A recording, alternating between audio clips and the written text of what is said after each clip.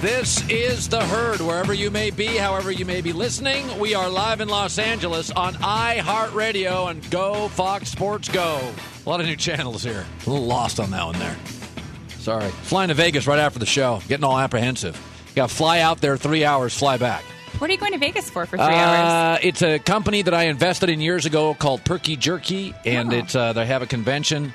And I'm going to sign some books, and it's an amazing company. I've been eating it. 5 years ago, I was in Denver, Colorado. I was doing a live show, a remote in Denver, and this guy walked up, and he had this package of jerky, and I've always been a jerky eater, and, high protein, and it was called Perky Jerky, and I loved the packaging, and I had some, and it was so good and moist.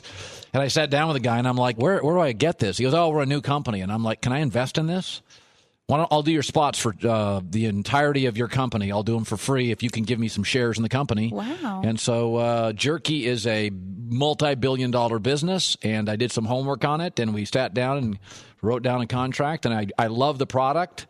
So I've got a couple little, deals like that, and I like it. Most of all, it's a really good product. Yeah, now they sponsor the podcast. They sponsor the podcast. It's very cool. So it's as I was building our podcast when I left my former employer, I called them first and said, you want to have the podcast? And he's like, yeah, I like that.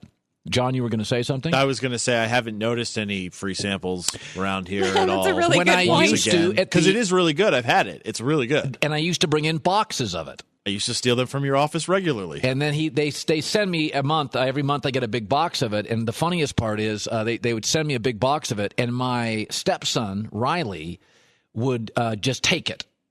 They would drop it off at the door, and he would take it downstairs to the basement in his room.